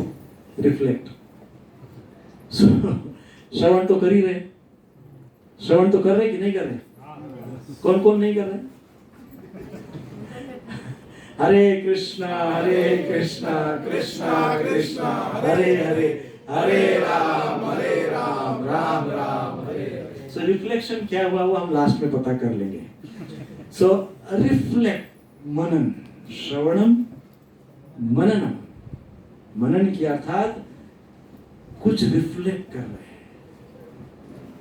देन जो रिफ्लेक्ट कर रहे हैं, जो आपने रिसीव किया, जिसको आपने रिफ्लेक्ट किया, मनन में बार बार उसका चिंतन किया मन में, उसको मनन कहते हैं।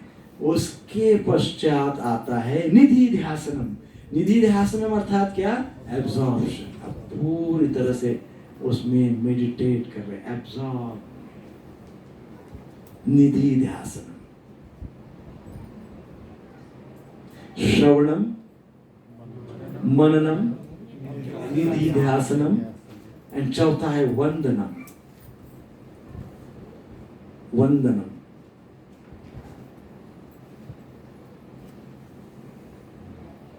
वंदनम अर्थात प्रेयर्स। प्रेयर्स अर्थात भगवान से बातचीत करना। लिसन हुआ, रिसीव किया, रिफ्लेक्ट किया, एब्जॉर्ब हुए, एब्जॉर्प्शन से कुछ रियलाइज होके भगवान से बातचीत कर रहे हैं। भगवान के सामने जाके भगवान को कह रहे हैं। हाँ? इस प्रकार से मैंने कई बार वृंदावन के कृष्णदास बाबा जी महाराज का उदाहरण दिया है, एब्जॉर्प्शन का, होली का, है ना। सो एक और उदाहरण, एक भक्त थे नवद्वीप में, बहुत साधारण कुटिया में रहते थे। उनके पास कोई व्यवस्था नहीं होती थी, परंतु एब्जॉर्प्शन बहुत स्ट्रॉन्ग था। नरसिम्हा ब्रह्मचारी शायद का नाम था। प्रचंड एब्जॉर्प्शन, भगवान चैतन्य महाप्रभु के इसमें इतने तल्लीन हो जाते थे, परंतु व्यवस्था कुछ भी नहीं होती थी। तो वो उनके कई उदाहरण हैं, ऐसे ही लेटे हुए हैं और उनको पता चला कि चैतन्य महाप्रभु इस ओर आ रहे हैं, तो वो एब्जॉर्ब हो गए और वो उस लीला में एब्जॉर्ब हो गए और महाप्रभु की वो आरती कर रहे हैं। महाप्रभु की आरती कर रहे, आरती कर रहे, आरती कर रहे, आरती कर रहे, और आरती करने में भूल गए कि प्रभु महाप्रभु को भोग भी लगाना है। और आरती करते करते अचानक उनको स्मरण हुआ कि अरे बहुत देर से आरती कर रहे हैं, भोग का समय हो गया है। उनके एब्जॉर्प्शन में, निधि ध्यासनम, और फिर वो आरती रख दिए और एब्जॉर्प्शन में आंख खोल दी। आंख खोली तो देखा उनका एक उंगली में पूरा बर्न हुआ है, आरती पकड़ पकड़ के, जबकि उन्हें आरती पकड़ी नहीं थी। निधि ध्यासनम, एब्जॉर्प्शन। उन्हीं की एक समय की उनकी अनुभूति है कि महाप्रभु उस क्षेत्र में आए, ऐसा उनको पता हुआ कि महाप्रभु आए हैं, बहुत दूर के गांव में आए हैं, परंतु उनके मन ही मन में भाव, हृदय में भाव था कि महाप्रभु इस रास्ते पे आएंगे, कभी तो आएंगे। और जब महाप्रभु इस रास्ते पे मेरी कुटिया में आएंगे तो उनका जो पूरा का पूरा जो रास्ता है ना, मैं कमल पुष्प की पंखुड़ियों से सुशोभित कर दूंगा और महाप्रभु उन पंखुड़ियों के ऊपर चल के आए। ये उनका एब्सॉर्प्शन है। जस्ट उनको किसी ने बोला कि महाप्रभु अमुक अमुक गांव में आएंगे, उनको एकदम एब्सॉर्ब हो गए। तो बहुत देर तक ध्यानस्थ रहे और बहुत समय के बाद उन्होंने आंख खोली। आंख खोली तो उन्होंने क्या देखा? उनकी कुटिया से लेके तो कई दूर तक कमल पुष्प की पंखुड़ियां बिछी हुई हैं। आप सोचिए, ये होता है एब्सॉर्प्शन। हाँ, इसको कहते हैं निधि ध्यासन। सो जो हमने श्रवण किया, हमने रिफ्लेक्ट किया, हमने निधि ध्यासनम किया, उसके पश्चात उस भाव में फिर भगवान से बातचीत कर रहे, हे भगवान आपका दर्शन चाहिए, हे भगवान कृपा करके मुझे दर्शन दीजिए, हे भगवान मैं आपसे कुछ बोलना चाहता हूँ। सो आप भगवान से बातचीत कर सकते हैं। उसको भगवान के साथ किए हुए बातचीत को कहते हैं वंदनम। So these are the 4 stages. ये 4 स्तर है ना, ये 4 स्तर है। इन स्तरों को यदि हम प्राप्त करते हैं तो भगवान का दर्शन हो सकता है। लेकिन पहली स्टेज क्या है, किसका? तो इसलिए आज आते से मैंने प्रभु जी को बोला, एक बार क्लास चालू हो गया कि कुछ भी करना अलाउ नहीं, साउंड कम ज्यादा करना अलाउ नहीं, फैन चालू बंद करना अलाउ नहीं, कुछ भी करना अलाउ नहीं। क्योंकि हम क्या चाहते हैं, कैसा? विदाउट डिस्टर्बेंस, ताकि आगे की स्टेज क्या है, मननम। नेक्स्ट स्टेज क्या है, निधिध्यासन। उसके बाद क्या है, तो इस प्रकार से श्रीमद् भागवतम हमको कृपा करता है। कई बार ऐसे होता है कि हम भागवतम श्रवण कर रहे हैं परंतु ना मन नहीं लग रहा है। नहीं, मन लग रहा है, मान लो ये यदा कदा अचित उसको खींच खींच के लाके बैठा दिया, समझ में कुछ नहीं आ रहा है। ऐसे हो सकता है ना। श्रील प्रभुपाद जी का भी ऐसे होता था, मैंने पढ़ा एक जगह पे। श्रील प्रभुपाद जी जब कभी कभी भक्ति सिद्धांत सरस्वती महाराज का कुछ सुनते थे प्रवचन, भक्ति सिद्धांत सरस्वती महाराज एकदम हाईएस्ट लेवल की फिलोसफी, उनकी इंग्लिश और एकदम। तो जब इनिशियल डेज में प्रभुपाद जी ने रिचुअल बनाई थी कि मुझे मेरे गुरु महाराज का कथा श्रवण करना है। प्रभुपाद जी बताते हैं उनके शिष्य को कि कई बार ऐसे होता था कि समझ में नहीं आता था मुझे, परंतु उतने उत्साह से मैं कंटिन्यूअस सुनने के लिए बैठा रहता था, पूरे उत्साह के साथ। समझता नहीं था कुछ, बैठा ऐसे बैठे रहते थे Prabhupada ji. Can you imagine हमारी दशा क्या हो जाती है, बताए? अरे प्रभु जी तो बहुत ही बीच में इंग्लिश बोलते हैं। श्रील प्रभुपाद जी ने उनके अमेरिकन शिष्यों को यहाँ पे लाया शुरुआती दिनों में, बंगाल में लाया, वो भी मायापुर में। उसमें से एक है अल्फ्रेड फोर्ड कंपनी के मालिक अम्बरीश प्रभु। प्रभुपाद जी बंगाली में प्रवचन देते थे मायापुर में, और ये उधर बैठे रहते थे। कौन बैठे रहते थे? अल्फ्रेड फोर्ड, अम्बरीश प्रभु। कुछ समझ में नहीं आता था उनको, लेकिन पूर्ण ध्यान से बैठे रहते थे। बीच में प्रभुपाद जी बोलते थे, उनको खड़े करते थे, हाँ बोलो, ऐसे खड़े करते थे। उनको कुछ समझ में नहीं आता था, वह उत्साह से खड़े हो जाते। प्रभुपाद जी ने खड़े होने के लिए बोला, वाह, वो खड़े हो जाते थे ऐसे। उनको कुछ समझ में नहीं आता था, समझ में कुछ नहीं आता था। फिर थोड़ी देर बाद प्रभुपाद जी कुछ बोलते थे, वो बैठ जाते थे। अपने आप को इतना धन्य मानते थे कि मैं प्रभुपाद जी के कुछ काम में आ गया। मुझे कुछ नहीं समझा, परंतु एब्सॉर्प्शन देखिए, एंथुसियाज्म देखिए, उत्साह देखिए। सो कई बार हम, मुझे समझ में आएगा तो सुनूंगा। हमारा भागवत श्रवणम बहुत बड़ा कंडीशनल है, कंडीशन अप्लाई है। मैं स्वयं देखा हूं। प्रभुपाद जी के शिष्य अपने मंदिर में, बहुत 25 साल पहले की बात है, अपने मंदिर में आते थे आत्म तत्व प्रभु जी। और एक दिन हम लोग प्रेसिडेंट के रूम में बैठे थे ऐसे, और पता चला कि आत्मदत्त प्रभु जी गेट पे आ गए मंदिर के, सब लोग दौड़ते दौड़ते गए। अब ऐसे लगा कि वो प्रणाम करेंगे भगवान को और प्रेसिडेंट के पास बैठेंगे और चर्चा करेंगे, सबको मिलेंगे। लेकिन क्या हुआ, शाम का जो भगवत गीता का क्लास होता था उस समय, आज भी होता है, वो शाम के भगवत गीता क्लास में जूनियर डिवोटीज नॉर्मली लेक्चर देते थे उस समय, ताकि उनकी प्रैक्टिस हो। वो एकदम जूनियर डिवोटी उस लेक्चर दे रहे थे। आत्मतत्व प्रभु जी ने प्रणाम किया भगवान को, प्रभुपाद जी को प्रणाम किया, भगवान को प्रणाम किया। ऐसे अब सब लोग एक्सपेक्ट कर रहे थे तुरंत आके वरिष्ठ भक्तों से मिलेंगे, कुछ चर्चा होगी, मीटिंग होगी, अमुक तमुक, परंतु नहीं, उन्हें प्रणाम किया और सीधे उधर 3 लोग बैठे थे केवल, वो प्रभु का लेक्चर सुनने के लिए। देयर ओनली 3 पीपल, ये चौथे जाके बैठ गए कथा सुनने के लिए। फिर जब वो आए तो हम लोगों ने पूछा, प्रभु जी आप तो, हम सब लोग इधर प्रतीक्षा कर रहे थे, आप वहाँ पे बैठा है, तो ऐसा, तो कभी कभी ये प्रभु जी लेक्चर देते तो उनका एक्सेंट बहुत लोगों को समझ में नहीं आता है, इसलिए उनके क्लास में लोग बहुत कम आते हैं, ऐसे उनको बोले।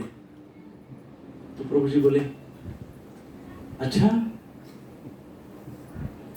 तो जो बंगाली आरतियां है अपनी सब जो सुबह बोलते हैं, अभी तुम बताओ उसका अर्थ पूरा क्या होता है। जो ऐसा बोल रहा था ना, उसी को पूछा, बताओ पूर्ण बंगाली अमुक शब्द का अर्थ बताओ क्या होता है। फिर भी आरती करते हो ना, फिर भी आरती करते हो ना। फिर कभी किसी का कुछ समझ में नहीं आता है तो श्रवण नहीं करोगे। श्रवण करना महत्वपूर्ण बात है। समझ में आए समझ में नहीं आए, अपने ही मन की बात नहीं होगी ना, है ना। श्रवण करना, श्रवण का भाव रखना, ये बहुत ही इंपॉर्टेंट बात है।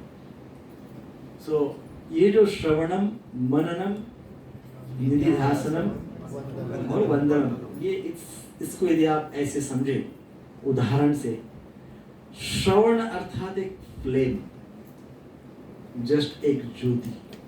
क्या? एक ज्योति।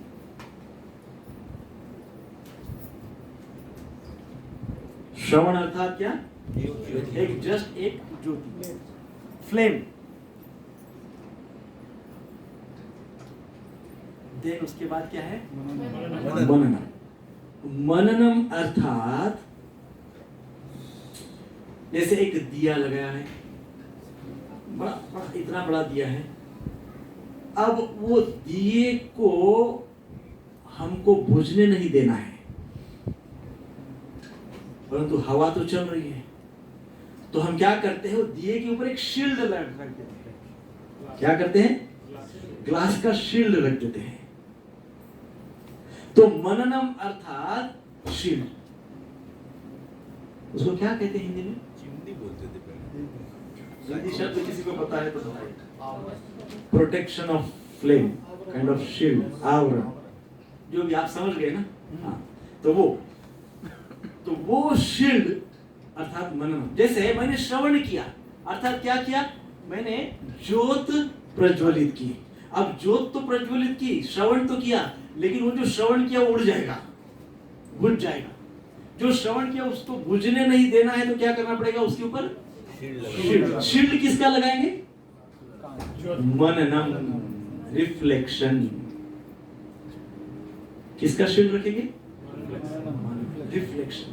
जो भी श्रवण किया रिफ्लेक्ट करो उसके ऊपर। जो भी श्रवण किया, संडे का क्लास होने के बाद घर पे जाने के बाद 2-3 दिन में सब मुझे उसके ऊपर 2-2 लाइन भेजो।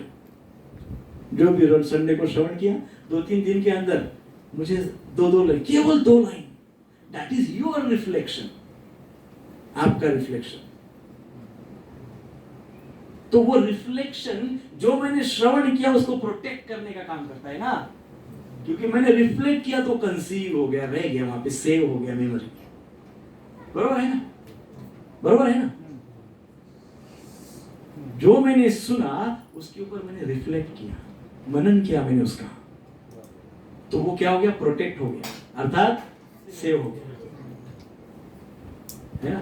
सो that is protecting flame. And then what? निधिध्यासनम, अर्थात जो फ्लेम छोटी सी थी वो एकदम ब्लेजिंग फ्लेम हो गई, वो एकदम विशाल फ्लेम हो गई। निधि ध्यासनम से क्या हो जाता है, वो जो फ्लेम छोटी सी, अर्थात जो मैंने थोड़ा सा कंसीव कर लिया था, जो मैंने थोड़ा मनन करके सेव कर लिया था, अब उसका आयाम बढ़ गया है, उसका आयाम बढ़ गया। वो it's like a blazing flame. क्या हो गया, वो बहुत बड़ी प्रज्वलित, बहुत बड़ी ज्वाला के समान वो ज्योति हो गई। क्या हो गई, ज्वाला बन गई। And then last one is वंदनम। जो ज्वाला बन गई, उस ज्वाला ने क्या किया, मेरे अंदर के अनर्थ को भस्म कर दिया। क्या कर दिया, मेरे अंदर के अनर्थों को, पापों को भस्म कर दिया। नाउ श्रवणम फ्लेम, मननम प्रोटेक्शन, निधिध्यासनम ब्लेजिंग फायर, वंदनम extinguishes the burn, burning of अनर्थास। ये सब कैसे मिलता है, श्रीमद् भागवतम के श्रवण से। मुख्य सब्जेक्ट को मत भूलिए, श्रीमद् भागवतम का ग्लोरिफिकेशन हम कर रहे हैं। श्रीमद् भागवतम के श्रवण से ये सब मिलता है।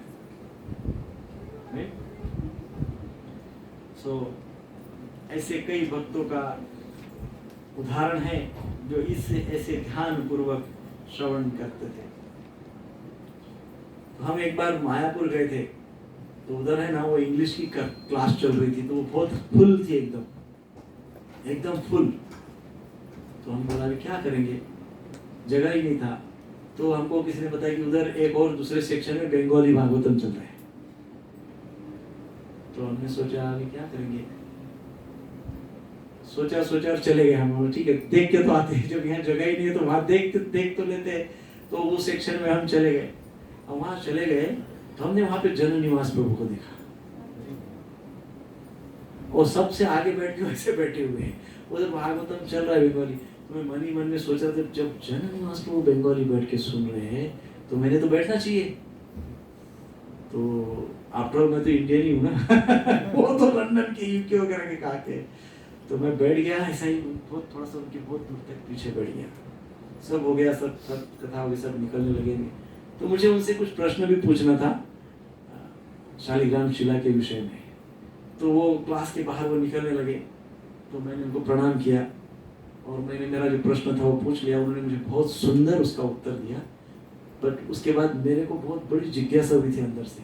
तो मैंने पूछा उनको कि प्रभु जी, do you know Bengali? Out of जिज्ञासा पूछ लिया। वो बोले no, I don't know Bengali, I try to understand sometimes. मुझे इतना आश्चर्य लगा कि फिर भी वो भागवतम कथा में बंगाली में बैठे। वो तो इंग्लिश में जाके बैठ सकते थे, बट वहां पे बैठे सुन के। इस प्रकार से हम जब हमारे हृदय के अनर्थों को नष्ट कर देते हैं ना, तो भाषा बैरियर नहीं रहती।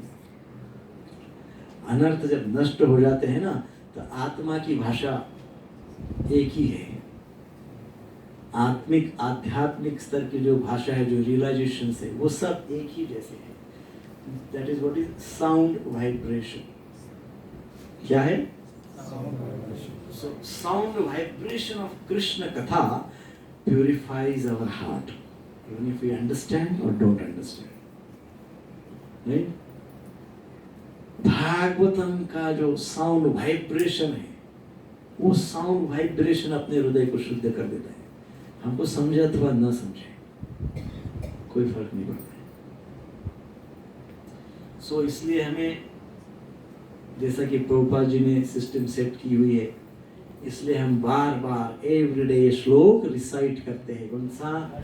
नष्टप्रायेषु अभद्रेषु नित्यं भागवत सेवया भगवते उत्तम श्लोके भक्तिर्भवति नैष्ठिकी। हम बार बार ये श्लोक हम इसीलिए रिसाइट करते हैं। जैसे आंतरिक शुद्धिकरण श्रीमद् भागवतम हमारा कर देता है। हमारे दो प्रकार के घर होते हैं, एक एक्सटर्नल शेल्टर और एक इंटरनल शेल्टर।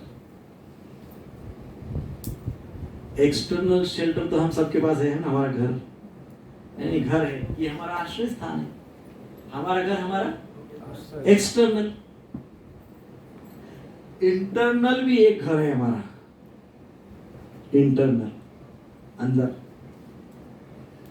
एक घर है। और प्रत्येक को भगवान ने कुछ ऐसा कुछ दिया है, ऐसा कुछ भाव दिया है, या ऐसी कुछ कृपा की है, या ऐसा कुछ आश्रय दिया है ना, कि उस आश्रय को यदि व्यक्ति समझ ले, वहां तक पहुंच जाए और उसी को एक्सपांड करे, तो उसका जीवन धन्य हो जाएगा। जैसे एक्सटर्नल तो हमारा घर है, इंटरनल एक आदि कोई क्वालिटी हमारे अंदर होती है। जैसे किसी भक्त को कीर्तन करना बहुत अच्छा, that is his inner feeling, उनका इंस्टिंक्ट, स्वभाव है, नेचर है, वो अंतःकरण है उसका कीर्तन, वो उसका आंतरिक आश्रय है एक्चुअली। कोई माता जिसको भगवान को भोग लगाने में इतना आनंद आता है कि पूरा एब्सॉर्ब हो जाती है, इतना बना देती है भगवान के भोग। सो भगवान के लिए भोग बनाना वो उनकी इंट्रिंसिक उनका नेचर है। वो भगवान ने उनको वो अंदर उनका वो भोग बनाने वाला जो भाव है उसका घर बना दिया है, कीर्तन रूपी घर बना दिया, सेवा रूपी घर बना दिया। कोई बहुत अध्ययन करने का भाव रहता है, अध्ययन करते हैं, लोगों को अध्ययन करते बहुत रुचि है। सो अध्ययन उसका इनर शेल्टर है, कीर्तन उसका इनर शेल्टर है, भोग सेवा इनर शेल्टर है। कई भक्त ऐसे हमने देखे हैं मंदिरों में, पूरा जीवन किचन में सेवा करते करते बिता देते हैं, सबका प्रसाद होने तक रुकते हैं, कुक करते हैं, रुकते हैं, सर्व करते हैं, बिना प्रसाद लेके घर पे चले जाते हैं। उनकी इंट्रिंसिक जो उनका जो इनर हाउस, इनर शेल्टर है, वो क्या है? प्रसाद सेवा।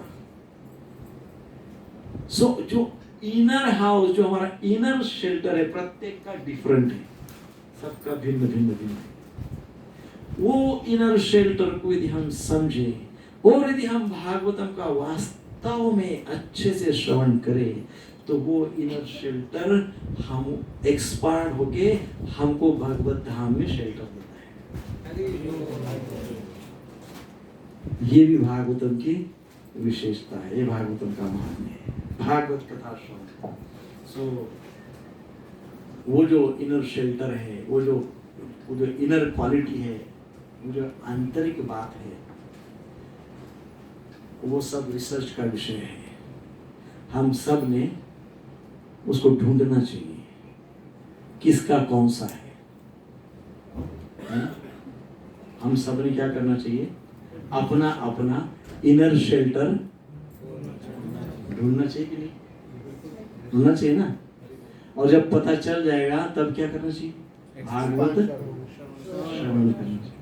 तो भागवत श्रवण करे, इनर शेल्टर ढूंढे, उसको एक्सपांड करे, एक्सपांड करते करते करते सुप्रीम शेल्टर तक पहुंच जाए। हरे कृष्णा कृष्णा कृष्णा हरे हरे, हरे राम राम राम हरे हरे। तो इस प्रकार से हमने इस श्लोक को समझने का प्रयास किया है।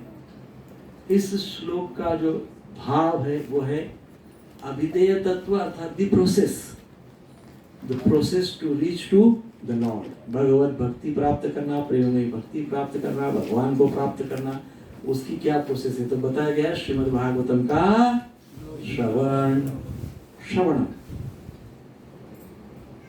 और श्रवणम कैसे? पक्का श्रवणम मननम निधिध्यासनम वंदनम। This is what is actually श्रवणम, है ना। सो ये प्रोसेस है जब हम इस प्रोसेस को फॉलो करेंगे तो हमको निश्चित तौर पे भगवान की अनुभूति, भगवान का आश्रय प्राप्त होगा। तो आज हम श्रवण तो कम कितने बजे से 4:30 पौने 5 बजे से 7 बजे तक हुआ। 2 घंटा तो लगभग हो गया हमको, क्लास चालू है। 2 घंटा श्रवण किया, वेरी गुड, बहुत अच्छा।